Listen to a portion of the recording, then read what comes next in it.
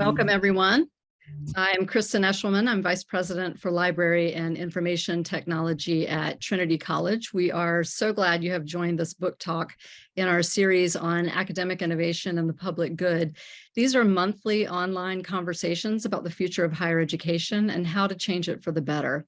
So thank you for joining us for part 2 of our series, which explores how higher education can unlock the knowledge created within and share it more openly with the world. You can register for our upcoming events at the link we will provide in the chat now.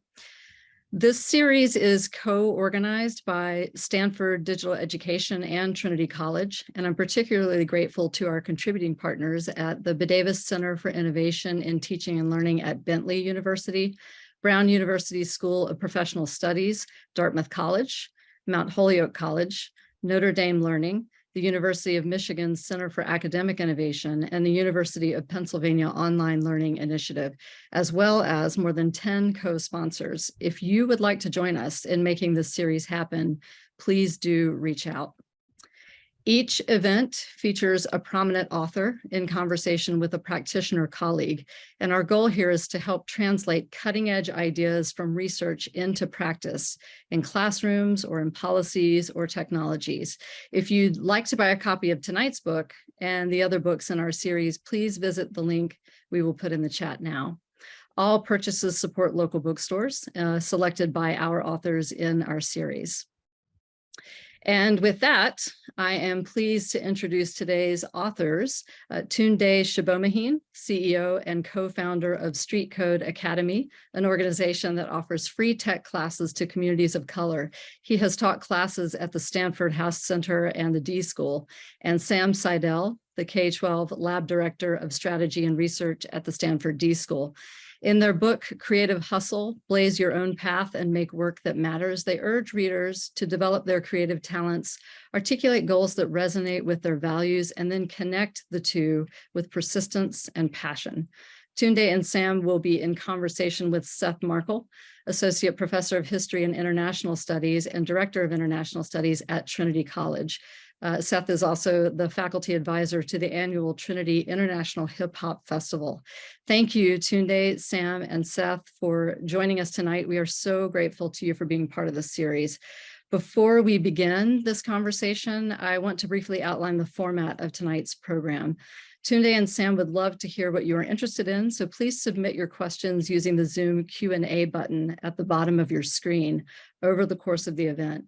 We will be leaving the Zoom chat room open and invite everyone here to engage with others in the audience. We'll monitor the Zoom chat for instances of inappropriate or disruptive language, and if necessary, we will remove users from the event.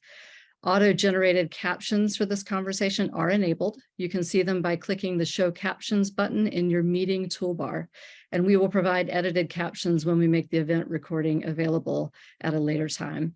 So with that, I will turn it over to you, Seth. We look forward to this conversation. Thank you so much. Great. Thank you so much. Thank you and welcome, everybody. First, I want to say thank you to the organizers of this event and inviting me to be a part of this conversation with Sam and Olatunde. And I'd also like to thank the co-authors here, Olatunde and Sam, for writing a book at a very appropriate time for me. I'm gonna be honest. I'm in a transitional moment in my life, professionally and personally. Just got back from a 4.5-month research trip in Tanzania and other places in East and Southern Africa. Coming back, have a book project that I need to start writing, and I needed some inspiration. And I read this book, and I didn't know about this book. This book came into my life and served as a lot of things for me to reflect on, a lot of goal setting, stuff that I just really needed, a lot of food for thought. So I just want to say I appreciate y'all for your time, energy, and thoughtfulness for this book. So we want to get started, and we want to get started with a poll question. And so this poll question is going to really frame the hour that we have together, because this book is really about engaging the reader. And we'll talk more about that hopefully in the conversation. And so we want to keep this Zoom session, this webinar, around engagement with the audience. So please, you'll see a poll question. Please choose. We get a chance to see it, and that helps us sort of move along this conversation. So take about a minute or two. Sam or Tunde, do you want to add anything to that about the poll? I want to say one thing to all the guests that are here, nearly 100 people that we're in community with right now. And I want to just start by saying that for Sam and me, every time we started to write, before we published the book, in the process of writing, we would start with intentions. And intentions was a way for us to really center ourselves on what we see for the future. Sometimes it was us closing our eyes. Sometimes it was just us sharing what's on our heart. Sometimes we would bring heavy moments in our life. You mentioned transition, personally, professionally. We brought that to the table. It was literally our intention that it would speak to people in moments like you have, and that we would be a vessel, that we would be a vessel for ideas and thoughts. This book is centered around people, not ourselves, right? This wasn't us feeling like we had answers to offer. We literally wanted to be a vessel for people to do the right thing. And so I'm just glad that you shared your point. I'm glad that we can open up with a poll that allows the audience to speak to what's in their heart in this moment, right? And so we could try to be of service to that. And Sam, you shared some reasons for the poll. I think it's wonderful if you share some of those thoughts on why the poll. It's a simple poll, but why this is important. Yeah, thank you for bringing our intentions practice into this group right now. And I think the poll connects to it, right? Because I know for us, one of our intentions for this next chunk of time that we all have together is to be of service to everyone who has chosen to take time out of your day to join us. And our hope is that something that we share will connect, will be inspiring, will be useful, will feed you, will nourish you in some way, right? And Seth, it's really moving to hear about how the book has done that for you.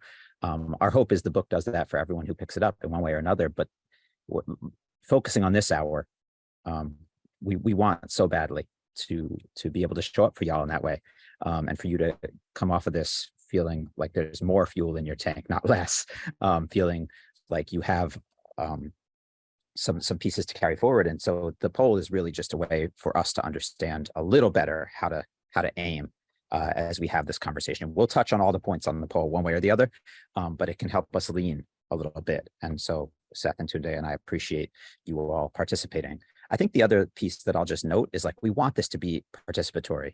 Well, it's a little funny, right? Because we only see our own faces. We know you're out there, but we do. And so the chat is a great place, right? The poll is cool. Like, that's one way to let us hear just a little bit of your voice, but hop in the chat. Like, let us know what the questions are, the reactions, the points of resonance, the points of contrast with your life.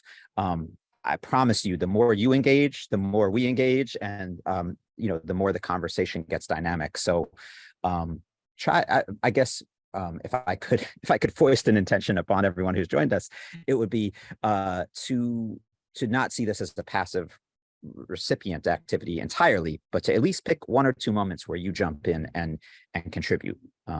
So with that, maybe we just take one more moment to let folks let folks finish filling out the poll if you haven't, or formulate a question or something in the chat to help us orient the conversation. Thank you. So we have the poll here, the people we get to see what hope to gain, and we see the percentages out here. So it looks like pretty even to some extent. A lot of people want to know about, obviously, inspiration from the stories, information, and then integration. And so thank you so much for participating. And let's get right to it. My first question is really more of an introductory question. And these are actually two questions. My first question really has to start with the title of the book, particularly the first title, Creative Hustle. I think for a reader, you may think, judging the title, that this is something for artists people in the creative industry, TV, music, film, but really this is a text for everybody. And so can you just talk a little bit about what is creative hustle and what do you mean by that term? Yeah, thanks, Seth. Always a risky first question to ask authors, about the title of their book, because there's always so much behind it, but I'll try to keep it brief and succinct. And Tunde, maybe if you have it handy, you could pull up the image with just our 2-word definition of creative hustle. But for us, Seth, there's a couple things I'd like to highlight about the term. One is just a strong feeling that our world needs more creativity. From all of us, that there's some really big challenges we're facing in terms of the inequities we see in society, in terms of the climate challenges, political challenges, and we're not going to thrive. We're not all going to thrive on this planet if we don't employ a massive degree of creativity right now and in this coming generation. So it's important. It's an important first word. Hustle is a complicated one. It really connected for Tunde and me because one of the things we bonded on early in our relationship was our love of hip hop culture and our having grown up in a culture where that word has really positive connotations. But we also realized that for some people, hustle can come across in a different way. That's like a con or a 70s dance move or even just this kind of like hustle culture that asks us all to just work harder and harder and harder. And so what we mean by it is that kind of like entrepreneurial spirit, that energy of saying like, I'm going to make stuff happen, right? I can have creative ideas. How do I put them into action? So Tunde pulled up the slide. Like these 2 words are probably the most succinct definition we've come to for what we mean by creative hustle. It's like having just boundless imagination, and then finding ways to put that imagination into action. And do you want to add anything to that? Yeah, I think, in sort of a 2-pronged benefit, I want to read from the book. I think it's always amazing. I love the words that we were able to do. I brag on Sam a lot. Sam's written 4 books in this last year. He's his Hip Hop Genius book was written about 10 years ago, put out another edition. So to be able to work with, he calls himself a recovering lyricist, somebody who has a way with words and be able to put ideas together, I love a chance to read it. So if you don't mind, I'll read this as a really, to me, succinct way of summing up why creative hustle matters in the world today. Sam mentioned it. And so much has changed since we wrote that, but these are the words. We live in a world where so much is determined for us, when and where we are born, who our family is and knows, how much money's in our bank accounts, and how much melanin is in our skin. All of these factors indicate precise paths we're expected to follow. Too often we silence our creativity and let our hustle calcify. We trade our potential fulfillment and impact for facsimile of impact.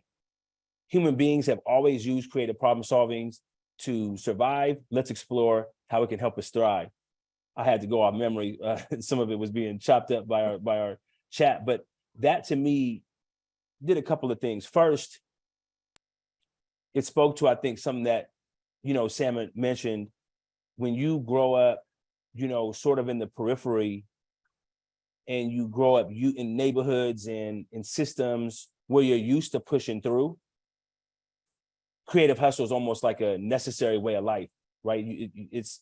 We've always had to survive, right? And so, for me, someone who grew up mixed heritage, identifies African American in America, that's almost default in my experience.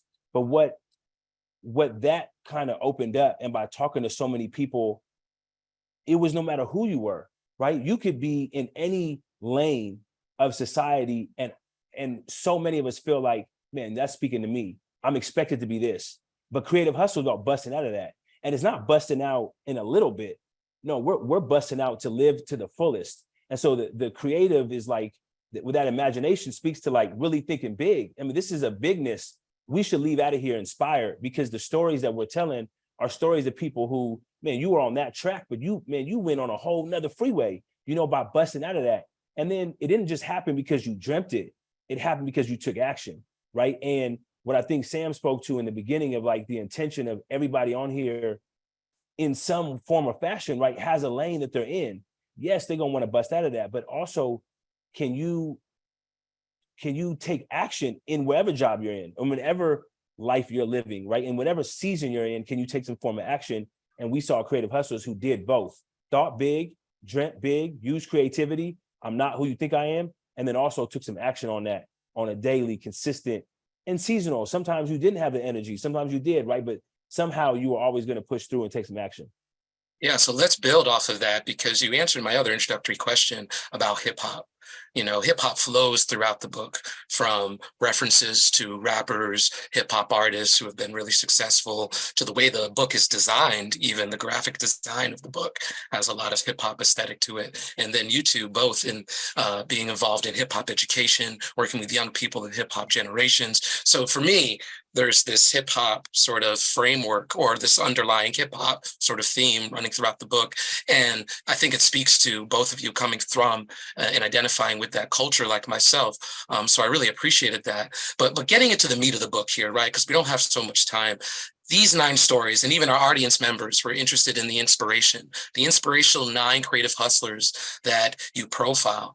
Can you tell us about, them? There's a lot of diversity there, right? A lot of diversity in terms of race, gender, ethnicity, and profession. Can you talk about how you identify these hustlers, who they are, and tell us a little bit about sort of who they are? And I want to kind of follow up on some that really resonated with me. I think there were, you spoke to a lot of it, right? Like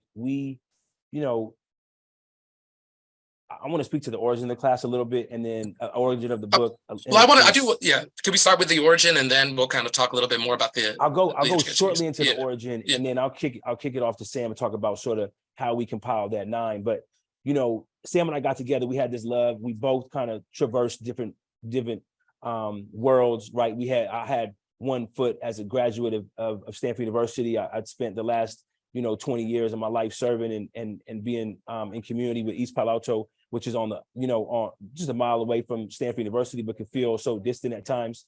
And so we felt like we had these worlds, right? Sam had worked at the same time going to college at an Ivy League university. He was also working the juvenile justice system, right? A lot of these folks didn't even have access to the basics of education. So we had seen these different quote unquote tracks of opportunity or lack thereof.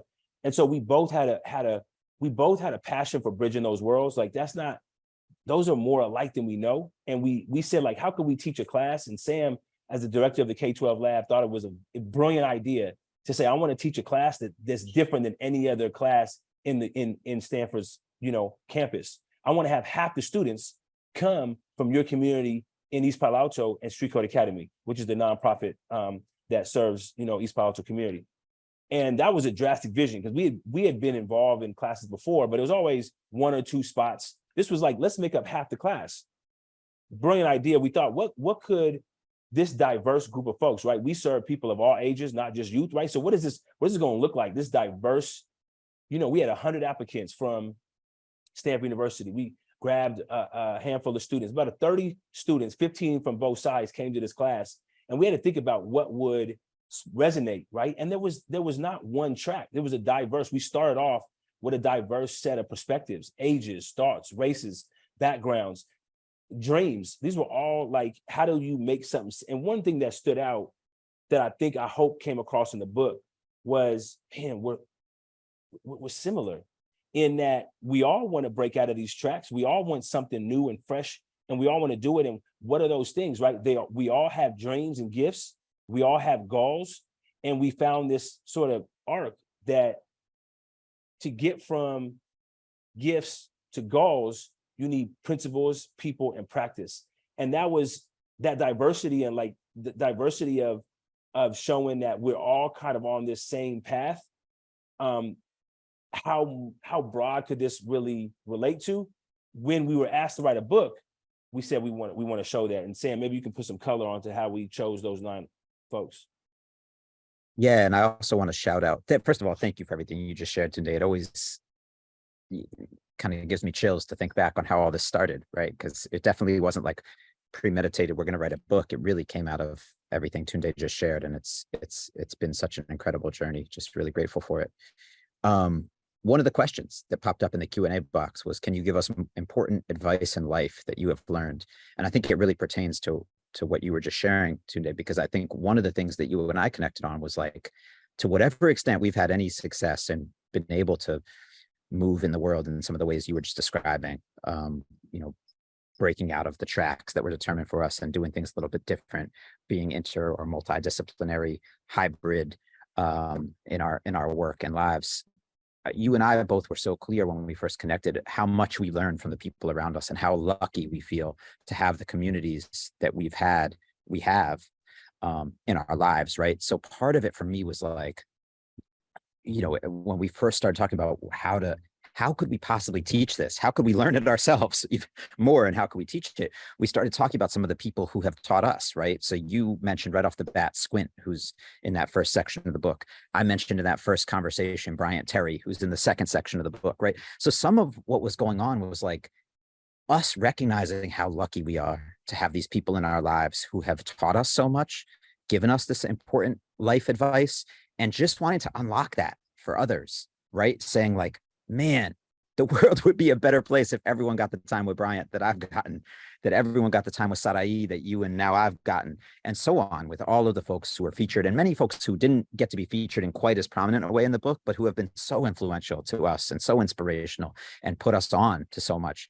And so really, we just started making lists. Who are those people that have moved us, and aspirationally, who are a few we'd love to learn from that we haven't gotten to spend all that time with yet? And we just reached out to everyone. Most of them we had some connection with, some were a little more distant. We had to just put out feelers and try to do some social engineering. Who knows someone who knows this person?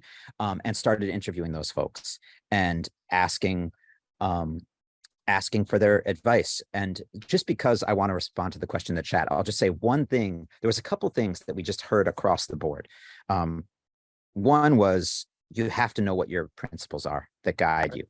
And that's the first entire section of the book, not just chapter, but entire section is about that.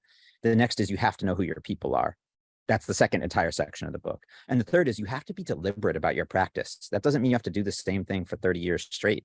You should probably change it up as you go through your life, but you do have to be really intentional about the practices, the rituals that you set.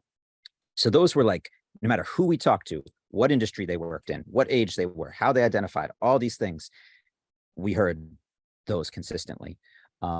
One particular like smaller gem that I'll just shout out because it really struck me in all these conversations.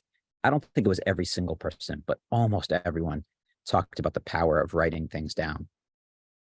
Talked about the power. I remember Squint telling us today how he made a list of all these people he wanted to photograph. Totally aspirational. I mean, this is like Michael Jordan, like Jay-Z, Rakim, these, and realizing that he's photographed everyone that was on that list. Bryant, same story. Just down the list, we kept hearing from people. I wrote it down and then I manifested it. And it was really striking, because I think I am someone who fears doing that, because I'm afraid if I write it down and say how bad I want something to happen, then if it doesn't happen, I'll feel bad, or maybe it'll jinx it. I don't know what it is, but I have this like fear sometimes of doing that.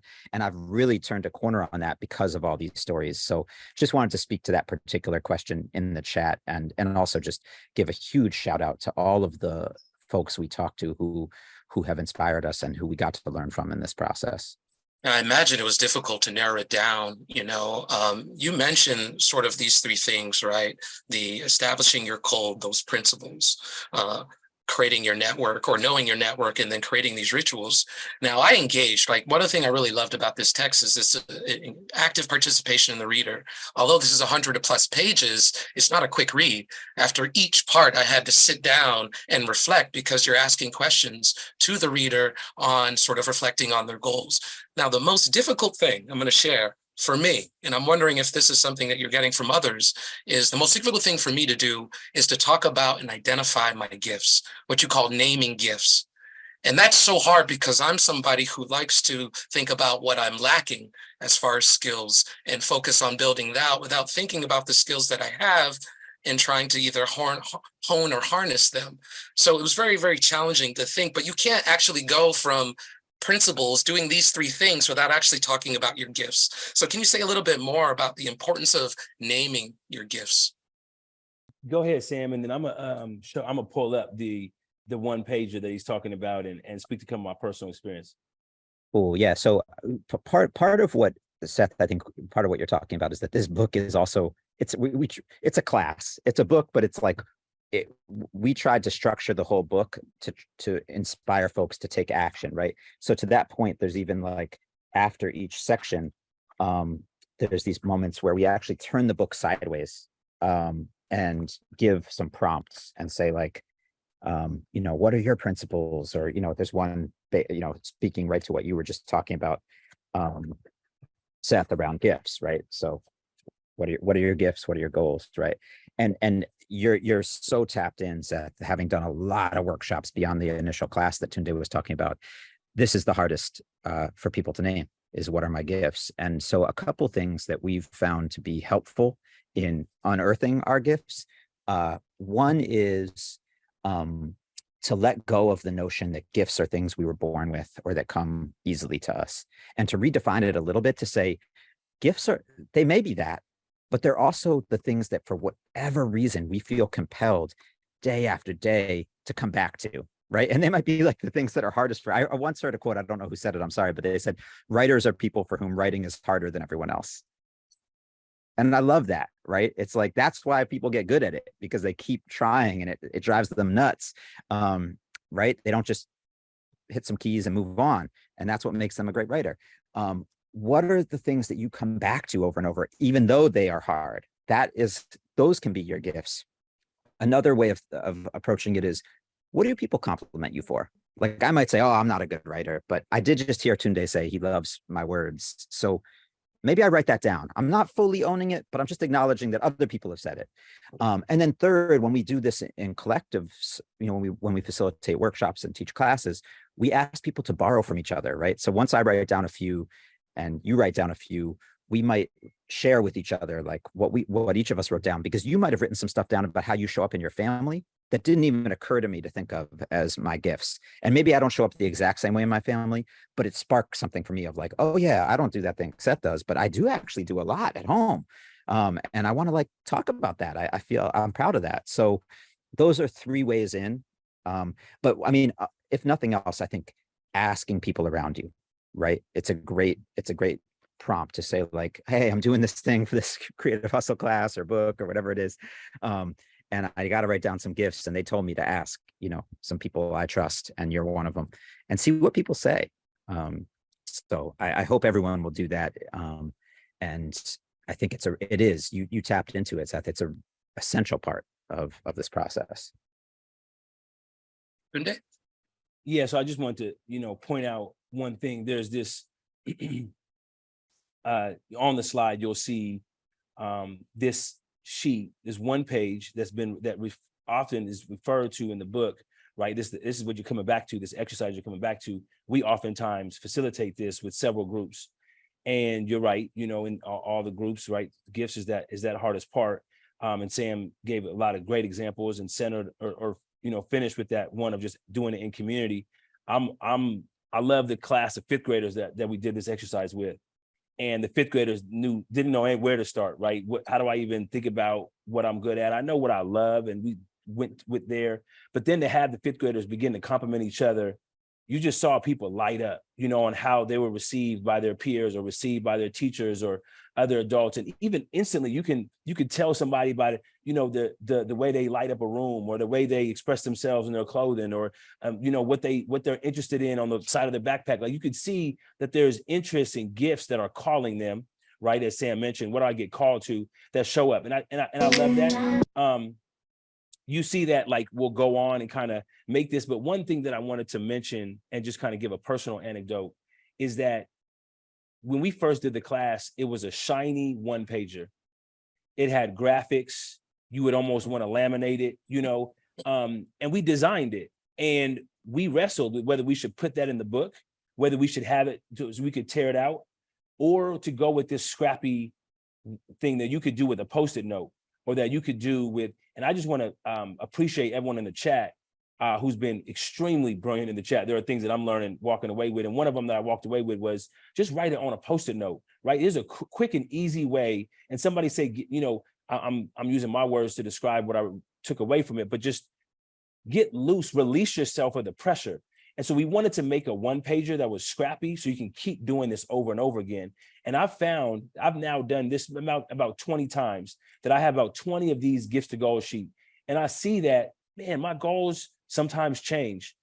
Man, there are several goals that have been on there for the last 3 years. There are gifts that change and develop. And so we develop an understanding of ourselves over time. These are not in concrete, right? These are not what I'm born with. And this shouldn't stay stagnant. My gifts should evolve and it should change. My expression, my understanding of my gifts should evolve and change. And they have. And that's kind of pulling out these scrappy sheets. So I would encourage just to kind of look and reference that in the book, and perhaps make some draft of this sheet, and just to start to, you know, write down what gifts do I see in myself, what goals do I have, etc. Well, that's really excellent. And I really recommend, you know, really, using that sheet. And for me, I found that it was very useful in multiple sort of projects, right?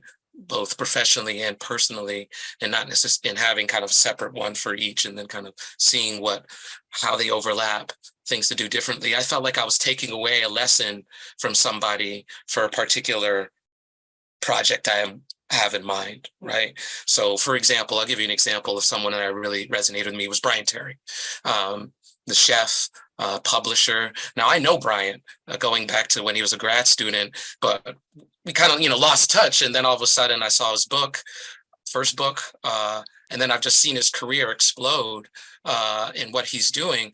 But I had no idea how he got there was through creating his own board of personal advisors, actually going to people outside of his field, but who he respected with skills and knowledge, and asking them about a plan of action, and how to move forward. And I think that's something that resonated with me, because that takes a very courageous step to bring people together and say, how can you all help me out, right? That sort of reciprocity and that community building. And so knowing your network is, I think, so important, because it is a village that kind of raises a community, right? And I think I've lost touch with my network that I've created 20 years ago. Some people who I felt are really innovative, how come that person's not in my life anymore?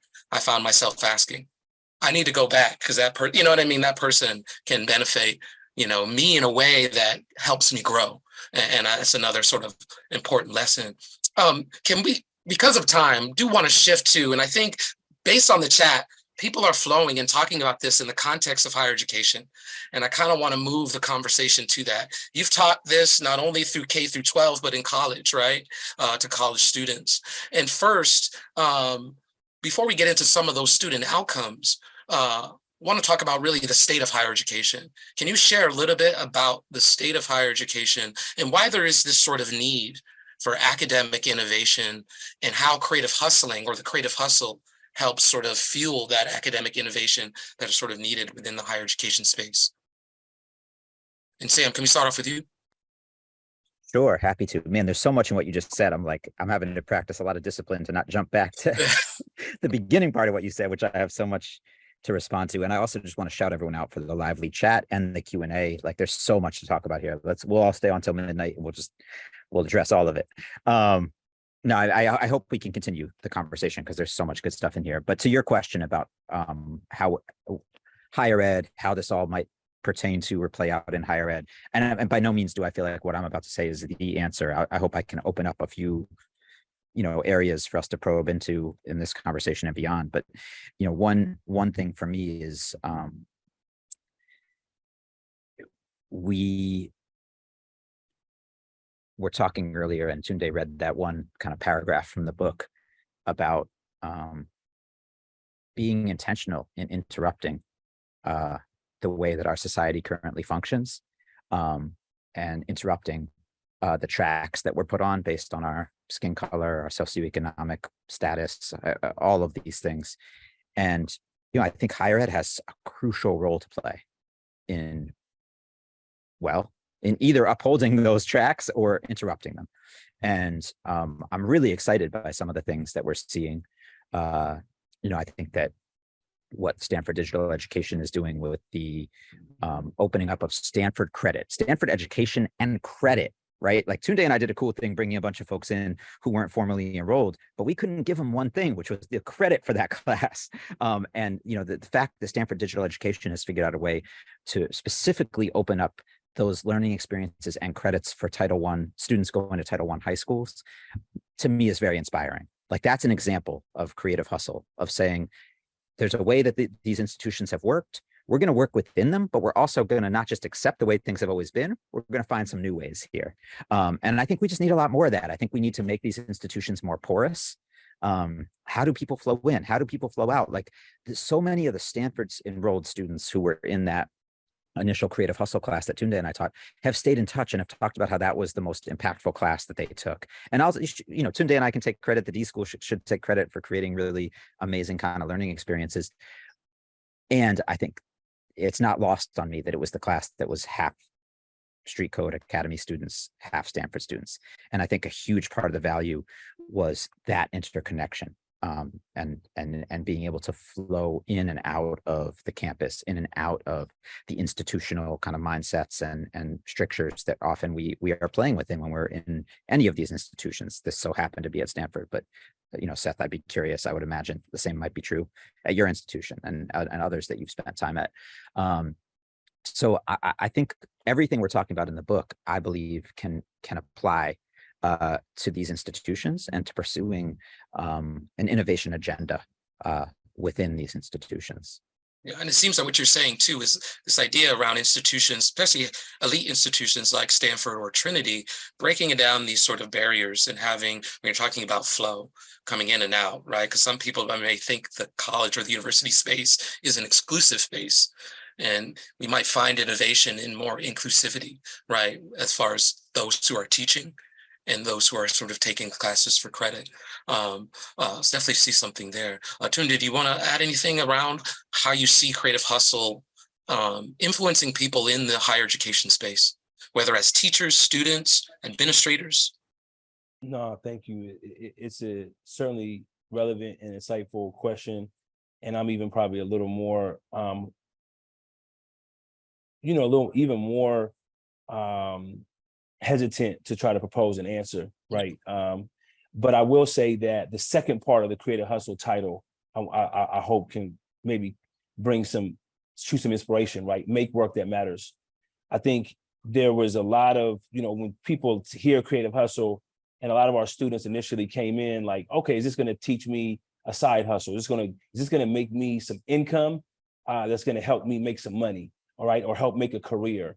And what we're finding, I think, could be some inspiration for, leaders in higher education, is that there are people who are hungry to make work that matters. And I think that speaks two ways, right? I think first, it's inspiration. All 9 folks in this book are inspiration for folks who were disruptive. And I love that Lisa talking about, leadership that's not afraid to be disruptive. And I think everyone, wherever we sit in a position where we can be disruptive. I'm talking to myself. Like there are things when we could do to be disruptive. And this book was trying to serve as inspiration for folks that didn't just make work that makes money, didn't just work just to make work that saves their job, didn't just make work that keeps the status quo, but make work that matters. And that's, I think, something that we all can strive for. And I think it's also important to know that this generation is searching for that more and more. And so we're going to have to speak to that in a way that it really does matter, right?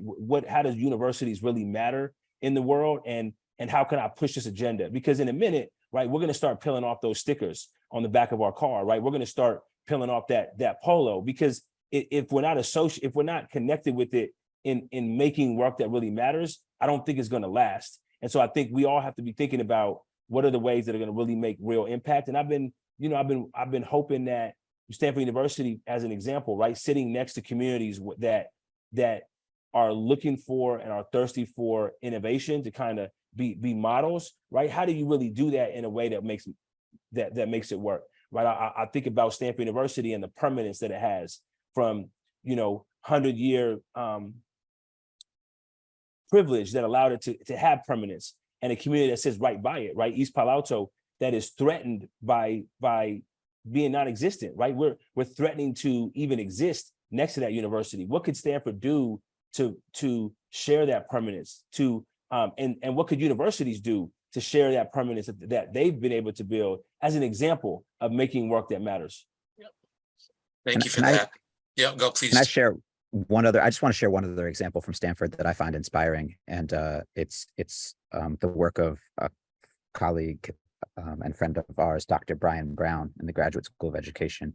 And just this past spring, Dr. Brown, along with the leadership of the Stanford Accelerator for Learning and the Graduate School of Education, put on a day-long institute that invited, it's kind of similar to the class in a way, because it invited, not in terms of content necessarily, but in terms of the fact that it invited half like Stanford professors, grad students, staff, et cetera, and half community organization and education leaders into a room together to work for a day. And there was a live DJ. And Maisha and Omo Moses came, the children of Bob Moses and leaders of the Young People's Project, and spoke about that legacy. And it embodies what I think we're talking about, which is kind of like interrupting a lot of the ways that things have been done, bringing in music and culture, bringing in history, and putting people in a room who don't always get to be in a room, and with a real mindfulness around power dynamics and how all that plays out to try to achieve something different and better. So I just wanted to shout it out as yet another example. And I know probably folks on this call, we could all jump in, and please feel free to drop some in the chat. But it was, as I see Tunde dropped in the chat, it was powerful.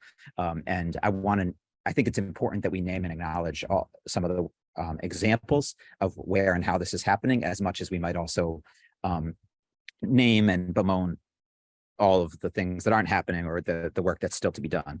So just wanted to shout that out. Thanks for the chance to do that, Seth. Yeah, as we move forward, I do want to shift to some of these questions that are coming up here on the Q&A because of time.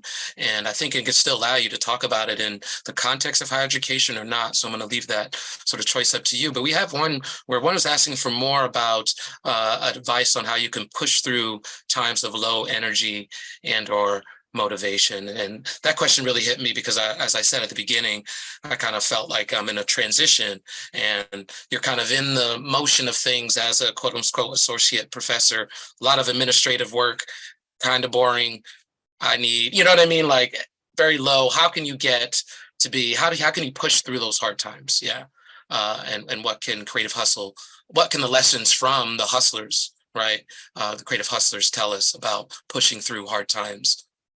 The way there's a part of the book that talk about the it's something like the tough waves of creative hustlery. I forgot how we worded it, but it was really exciting. And let me just share some brief, just kind of go over a couple of examples from the book.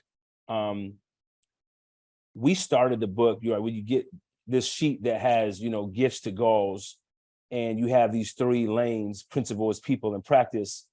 We started with principles for a reason, right? In the first chapter of the book is this gentleman, Christopher Squint Sandifer, who's had a phenomenal career as a storyteller and photographer. And, he talked about a lot of challenging times that has come, and I know him personally, so I know those challenges aren't just limited to, growing up in Palo Alto.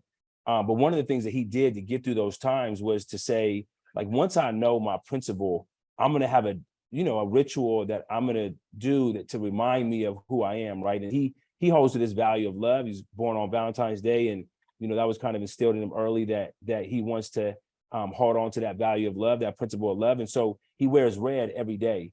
And so we ask in the book, like, what could we do to do something that will remind us that, what totem, what visual, what practice could we do that reminds us of our principles? And oftentimes it's the, when you can no longer hang on, it's the principles that really hold on to you. And I want to just give one last example. You mentioned from the book, Tessa Aragones, who's now a president of AKQA, an international prominent advertising marketing firm.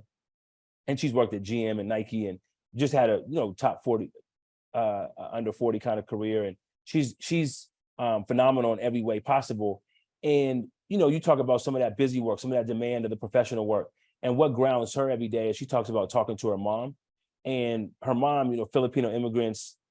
She's Detroit born. She, is really deep away from some of that early childhood routine that she grew up in, but speaking to her mom every day really grounded her with someone who knew her and could get her through those. And it's not, she talks in the book about a transition, right? A real tough transition.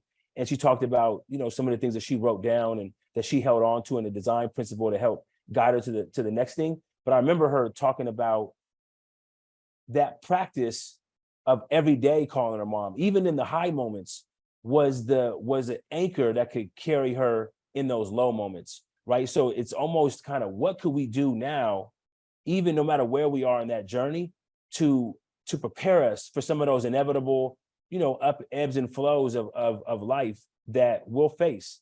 And so she made that a practice, right, of every day, in addition to working out, in addition to meditation, in addition to a lot of other practices she has, making sure she talks to her mom. Right, those are two really, really great examples. And this idea of being able to, kind of have the self-discipline to keep doing those sort of rituals, especially if they're healthy practices, right? And I find myself having to distinguish between what's healthy and what's kind of has negative implications in terms of rituals that I do.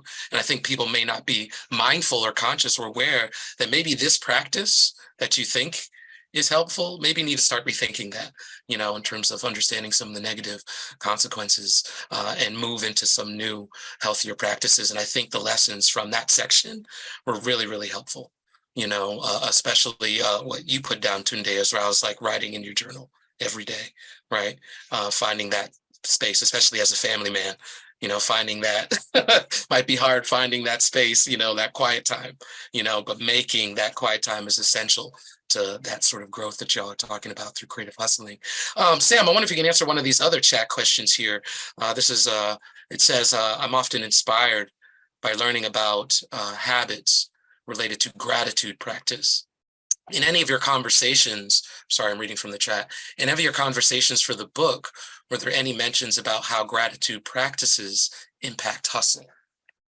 Very interesting. Yeah, thank you to the anonymous attendee who put that question in. And I would love to hear your thoughts. I have one that popped right into mind when I saw the question, and Seth, as you just shared it, and Tunde, if you have others that came up through our interviews, it would be great to get those in too.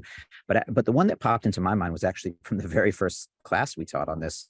And we had a member of the D.school community, Lane Bruzek, who shared her work. She's done some really cool projects, including one called Notable Women.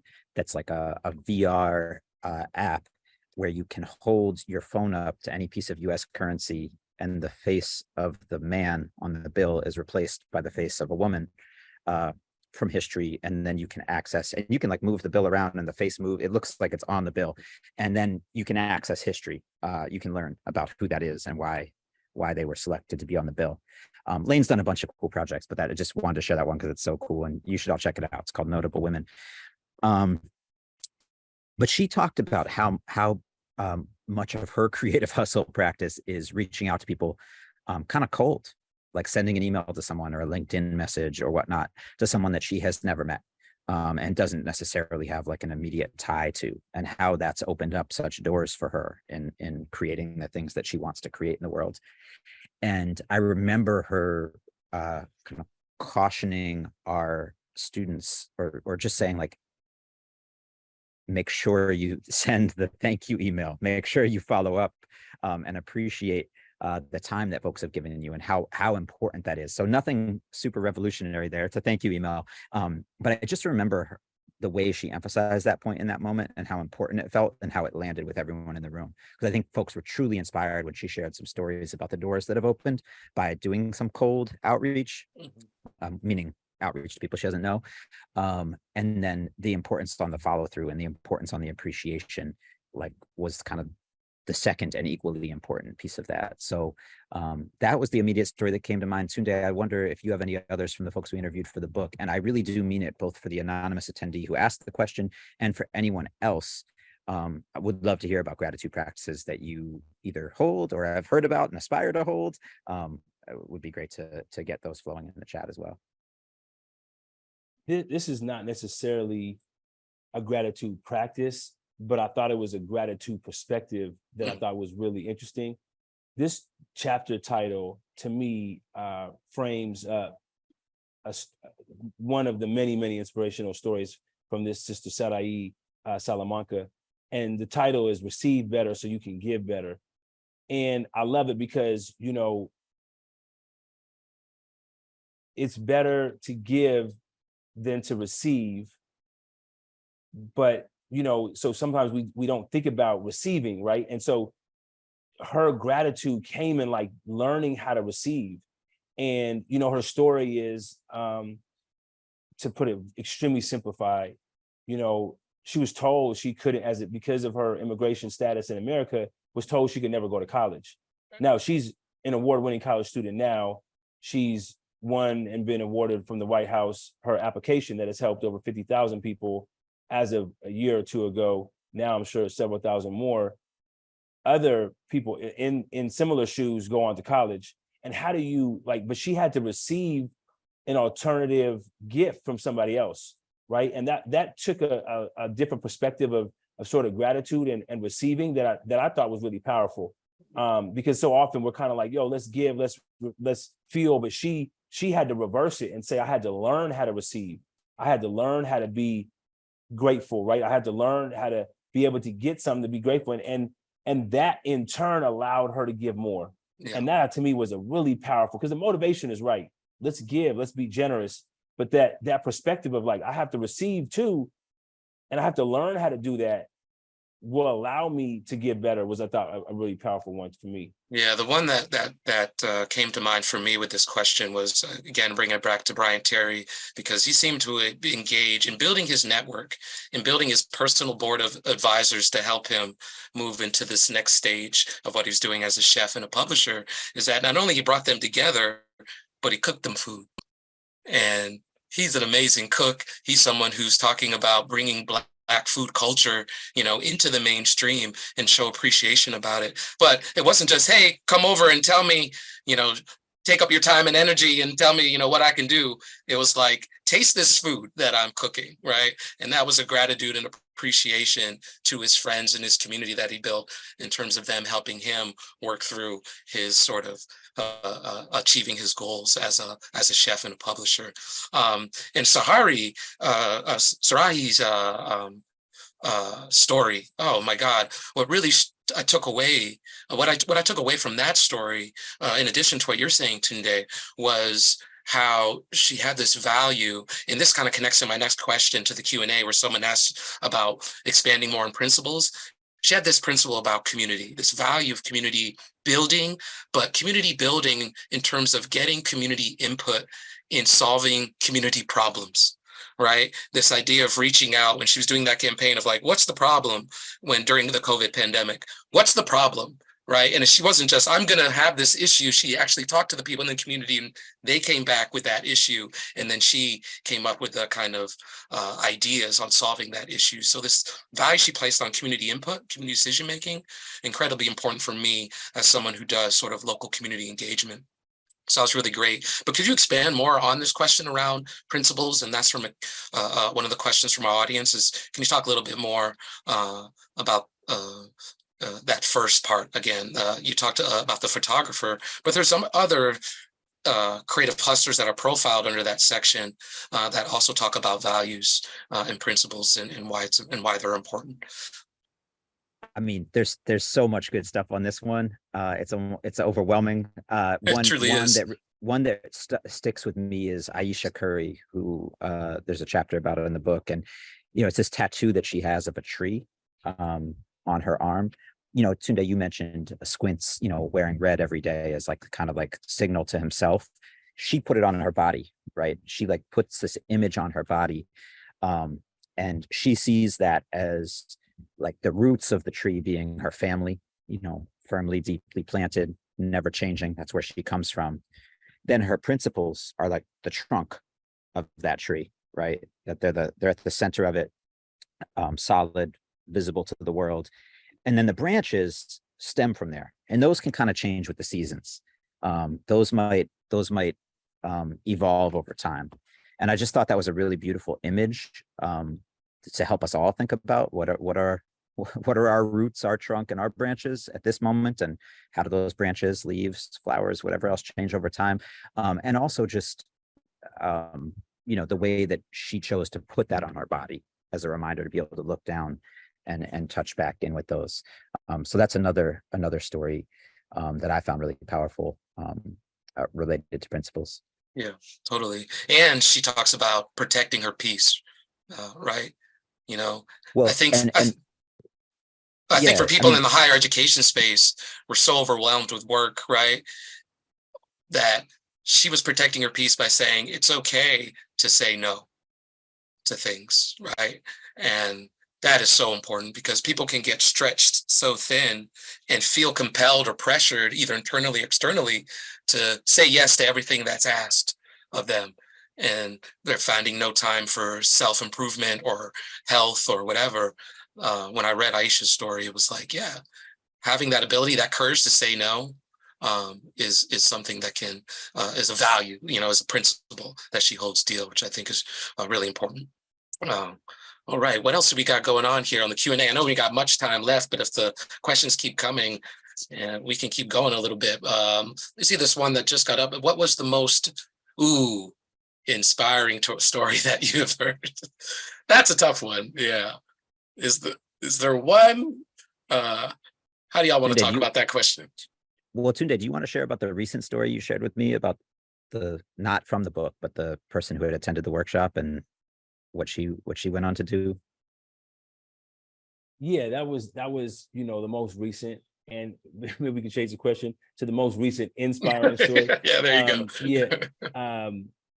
I know we're coming up on time. I'm looking at the clock, so I'll try to be short here. But here's a student who just wrote down on the gifts, right, that I want to be certified as a teacher. Here's a mother of two, had no real way of doing it. Spoke to Sam, got inspired. Okay, Stanford has a STEP program, but she wrote it down, and a few weeks later, she saw me and we interacted, and she said that she had enrolled not in Stanford but in another program, and it was sparked by that kind of dreaming up of what you could do. And it was so inspiring. She talked about the challenges, of course, of just kind of not being a mother, right? Not having a partner to really support in that, but then also the time and the opportunity and the cost. And that was really inspiring. TC Ellis to me was the most inspiring that I've ever heard. That TC Ellis to come, like the courage that he showed. I love his question, and I'll end with that because these are too inspiring. The question prompt from his was, what could you do that's illegal? What could you do that's illegal to get you on closer to your goal? And then it says, we're not saying you do that, but it should help you think about what are the possibilities, right? How far could I really go? And I love that because TC Ellis, I wrote in my journal a couple of days ago, the title of the journal entry was, what am I willing to die for? And that was important to think about, right? I don't want to die a beautiful family, but like it is helpful to think about what are some things that I would go that distance for. Right. And that TC Ellis to me put it on the line. And TC Ellis is living that life, man, in a way of purpose that is incredibly inspiring. Yeah. So thank you for the time, y'all. Yeah. Sam, do you have any parting words here as well? Just that I love collaborating with Tunde. I mean, I love you. I love you. I hope you all feel it. Love you too, just brother. super gratitude to Tunde, to you, Seth, and to Kristen, David, Lisa, Jenny, Jonathan, the whole team who puts this together. Really, really grateful for the opportunity to be with you all today, and of course to everyone who was able to join us. So just a lot of that's my gratitude practice for the day, just shouting you all out and sending love and appreciation. Indeed, and I just want to say thank you both for this book, and I just want to thank the audience as well as the organizers as well. It's Creative Hustle, blaze your own path and make work that matters. Really appreciate y'all and everybody who came to listen. And thank you to the three of you, Tunde, Sam, and Seth. This was an amazing conversation, very engaging in the chat. And so thank you. For anyone who's left, if you enjoyed tonight's event and you want to continue this conversation, we do invite you to visit our online forum. You can find the link in the chat that Dave has just placed. And for those interested in purchasing a copy of Creative Hustle, please visit bookshop.org. Again, we'll put a link in the chat now.